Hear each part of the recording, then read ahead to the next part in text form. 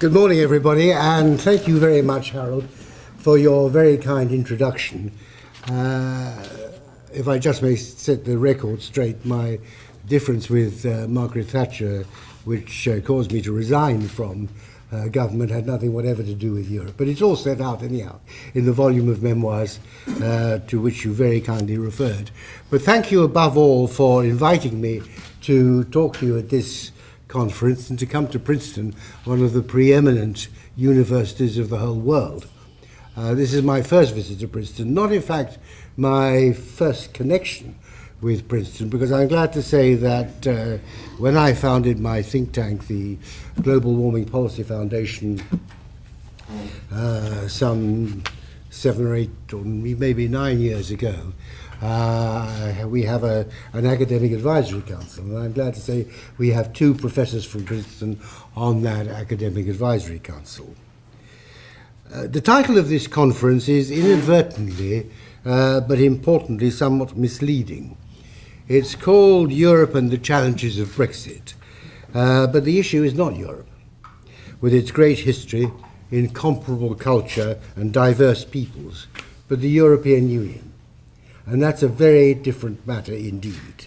To confuse the two is both geographically and historically obtuse. Switzerland, for example, is, while quintessentially European, is not in the European Union and is incidentally flourishing. And European civilization existed long before the coming of the European Union and will continue long after this episode in Europe's history is hopefully over. On the European mainland, it has always been well understood that the whole purpose of European integration was political, and that economic integration was simply a means to a political end. In my country, and perhaps also over here, but I'm not so sure, of course, that has been much less well understood, particularly within the business community, who sometimes find it hard to grasp that politics can trump economics. But the fact that the objective has always been political doesn't mean that it's in any way disreputable. Indeed, the most compelling original objective was highly commendable. It was, bluntly, to eliminate the threat to Europe and the wider world from a recrudescence of German militarism by placing the German tiger in a European cage. Whether or not European Union has in fact had much to do with it, that objective has been achieved. There is no longer a threat from German militarism. The fact that today German influence is increasing peacefully, largely at the expense of France, as a result of Germany's superior economic performance, is not something to which anyone can legitimately object. But in the background, there has always been another political objective behind European integration, one which is now firmly in the foreground, and that's the creation of a federal European superstate, a United States of Europe. Don't be seduced, incidentally, as too many in the State Department are, by the resonance of that phrase. Not one of the conditions that contributed to making a success of the United States of America, not one, exists in the case of the European Union. But that's what European Union is all about. That's its sole raison d'être. And unlike the first objective, it is profoundly misguided. And it's certainly not right for the United Kingdom. As far back as January 1989, as Chancellor, and well before the single currency had come into being, I pointed out in a speech at London's Chatham House that the only way that European monetary union could be made to work would be if it were to be accompanied by full fiscal union, which in turn required full political union. I warned that it would therefore be most unwise to go ahead with the project, since whatever the European elites, and above all the bureaucracy, may have wished, a full-blooded European political union was not wanted by the majority of the peoples of Europe. And that remains the case today, indeed, more so than ever before. Unfortunately, a fundamental contempt for democracy has always been one of the most striking and least attractive characteristics of the European integrationist movement, however noble its intentions. The need for monetary union to be accompanied by both fiscal and political union is now widely accepted, and it's been endorsed most recently by the European Union's own so-called Five Presidents report on the completion of monetary union, which calls for the creation of a single Eurozone finance ministry, presumably headed by a single Eurozone finance minister by 2025. And it's also what all economic history tells us. There's not a single major monetary union in the world that is not also a fiscal union and a political union. The logic, both economic and political, is incontrovertible. Indeed, the monetary union tout court was deliberately designed to fail. The father of the euro, Jacques Delors, whom I knew very well when as French finance minister he was my opposite number in the European Community's ECOFIN Council and elsewhere, was well aware that it could make sense only as a stepping stone to political union. It was a colossal and some might say grossly irresponsible gamble. Not least because the lesson of history is that monetary union invariably follows rather than precedes political union. That was the case, to cite just three examples, with the United States monetary union, the German monetary union, and the Italian monetary union.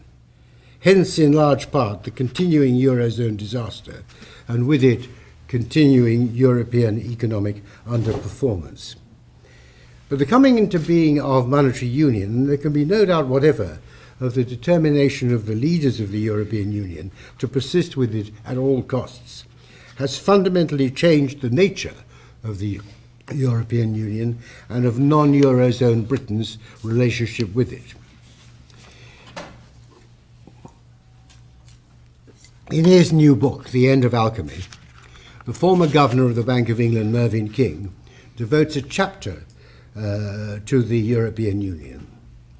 And in it he points out that, I quote, "The crisis of monetary union will drag on, and it cannot be resolved without confronting either the supranational ambitions of the European Union or the democratic nature of sovereign national governments. One or the other will have to give way. Muddling through may continue for some while, but eventually the choice between a return to national monies and democratic control or a clear and abrupt transfer of political sovereignty to a European government cannot be avoided," unquote. And he concludes that, and I quote for the last time, "The tragedy of monetary union in Europe is not that it might collapse, but that given the degree of political commitment among the leaders of Europe, it might continue, bringing economic stagnation to the largest currency bloc in the world," unquote. Meanwhile, for the United Kingdom to remain in the European Union would be particularly perverse, since not even the political elite in my country wish to see this country absorbed into a United States of Europe. To be part of a political project whose objective we emphatically don't share cannot possibly make sense. It is true that our present Prime Minister argues that he secured a British opt-out from the political union, but this is completely meaningless. We continue to be fully subject to the ever-growing corpus of EU legislation and regulation, all of it directed towards the achievement of full political union. And the theology of the acquis communautaire, reinforced by the so-called passerelle clause of the EU's Lisbon Treaty, means that competences transferred from the member states to the Union can never be repatriated. The traffic is only in one direction. But comes the inevitable question, what is your alternative to membership of the European Union? A more absurd question it would be hard to imagine, because the alternative to being in the European Union is not being in the European Union. It may come as a shock to the little Europeans that most of the world is not in the European Union. And indeed, most of these countries are doing better economically than most of the European Union. Moreover, out of the European Union, the UK would no longer have to pay its annual EU subscription of some $14 billion a year and rising for nothing in return. Yes, nothing. for the figure is calculated after netting off everything British farmers and scientists and others at present receive from the European Union. Nor would UK business and industry have to carry the burden of excessive European regulation, which bears down particularly hard on the SME, small and medium-sized enterprises, sector. Yes, of course, British businesses would have to conform to EU regulation when exporting to the European Union, just as they have to conform to US regulation when exporting to the United States. But exports to the European Union represent only some 13% of UK GDP, and the proportion is declining. The liberation of the remaining 87% of the British economy from a bureaucratic Brussels which believes that more Europe is always a good thing and that more Europe means more EU regulation is greatly to be desired. To suppose that being within the so-called single market confers a great economic benefit is palpably absurd. If it did, most of our European partners would not be in the mess that they're in today, with miserably low growth, high unemployment, and ultra-high youth unemployment. Moreover, there's a more fundamental reason than this, which goes beyond the mischief of the single currency. Towards the end of his long life, the great Fritz Hayek was interviewed by the American philosopher W. Bartley, who asked him about his differences with the Keynesians. Hayek replied in these terms, and I quote, "Keynes, against his intentions, had stimulated the development of macroeconomics. I was convinced not only his particular conclusions, but the whole foundation of macroeconomics was wrong. So I wanted to demonstrate that we had to return to microeconomics." End of quotation. This is of the first importance. Over anything but the very short term, national economic performance depends on the efficiency and flexibility of the microeconomy, sometimes known as the supply side. And that insight is what drove the economic reforms of the Thatcher administrations of the 1980s, of which I was a part, and it worked. An important element of that was intelligent deregulation. By contrast, the European Union's addiction to ever more regulation can only continue to damage its economic performance. Of course, there are some who find the whole concept of national interest objectionable, and they see European Union as a way of getting away from that. In an age of globalization, it is argued, the nation-state has become an anachronism. History provides perhaps the simplest refutation of this muddled thesis. The late 19th century is widely recognized as having been the heyday of the nation-state. Yet it was also the epoch that saw the first coming of economic globalization, an era of massive economic progress which came to an end only with the onset of the First World War. Others argue that whether or not the nation-state has in fact become obsolete, it certainly ought to be, given the havoc that nationalism has wreaked over the past 100 years. Now, there are three great forces that make the weather that governments have to steer through. These are self-interest, including the interests of one's children, nationalism, and religion. Each of them can certainly turn ugly, but each of them can also be a force for good. It makes no more sense to reject nationalism tout court because of its evil exploitation by Nazi Germany than to reject religion tout court because of the excesses of militant Islamic fundamentalism. Indeed, I would argue that it's not nationalism or patriotism which is the mischief, and which of those two you call it depends on whether you approve of it or not, but ideology. Think fascism, communism, and Islamic fundamentalism. For while nationalism or patriotism can properly respect the nationalism or patriotism of others, ideology accepts no such limitation. So far as self-interest is concerned, Adam Smith long ago demonstrated how the market economy channels this into public benefit. But nationalism, too, is important in this context. It is no historical accident that the evolution of the nation-state and the evolution of the market economy coincided. For the market economy rests on a non-economic infrastructure, of which a vital component is the rule of law. And in a free society, the rule of law will work satisfactorily only if the people feel that in the last resort it is their law. Their law in two important senses. It's the law of their country, to which they have a keen sense of belonging, and it is the law of their government, which they have democratically elected and which, even more important, they can democratically eject. We are told that EU membership is necessary for our security in a dangerous world, and that is poppycock. But I will leave David Owen to deal with that side of the issue. The fact of the matter is that the world we live in today is a very different one from that of 1973, when the UK joined what was then known as the Common Market.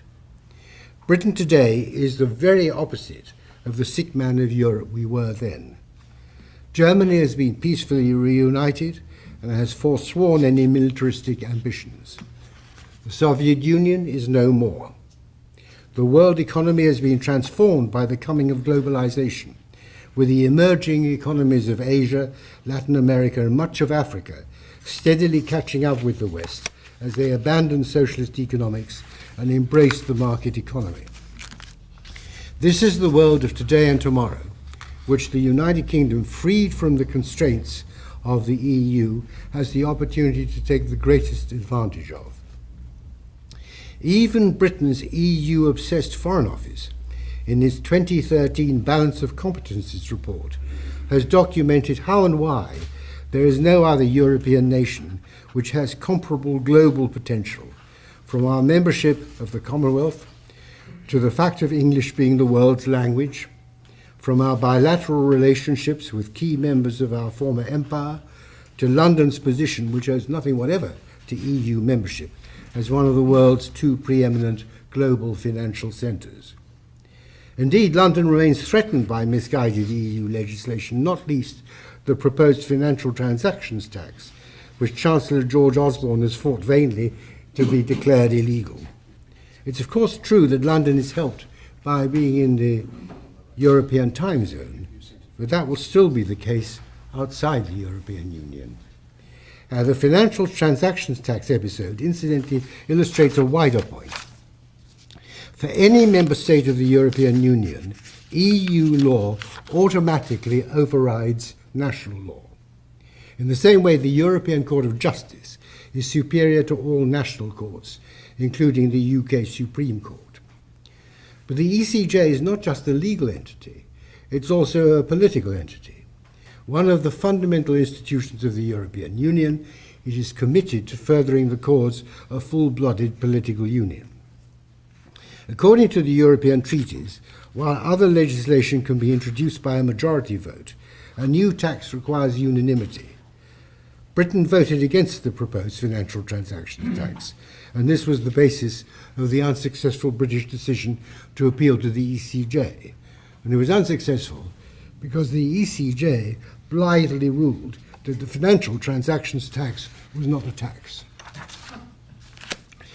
I have explained why, in my considered opinion, European Union membership is on balance economically harmful to the UK, and why Britain's economic future is a global one. But at the end of the day, the issue before the British people is a much more fundamental one. The European Union suffers not only from a bureaucratic surplus, it also has, as is widely accepted, a serious democratic deficit. Those who are committed to the European project, the creation of a full-blooded political union, see this simply as a transitional phase. Once the United States of Europe has been achieved, it will, of course, be a democracy. Maybe so, although, as has frequently been observed, there is no genuine European demos, whereas there is, of course, a very real British, and for that matter, French demos. And I speak as someone who lives nowadays in France. What is abundantly clear is that the EU as we know it now is profoundly undemocratic. This is a matter of concern to many people throughout the European Union, but it's a matter of particular concern in the UK with our addiction to freedom and democracy. And it's intimately connected with something even older and even more fundamental, self-government, which importantly includes control of our own borders, which we cannot achieve so long as we remain within the EU. Membership of the European Union, however well-intentioned, is an affront to self-government which offers nothing that remotely compensates for this. What the British people want, I believe, and what we now have in our grasp, is a genuinely global future as a self-governing democracy. To conclude briefly, the case for Brexit, in my judgment, is overwhelming. But what does that imply for other member states? Should they continue the onward march to a United States of Europe?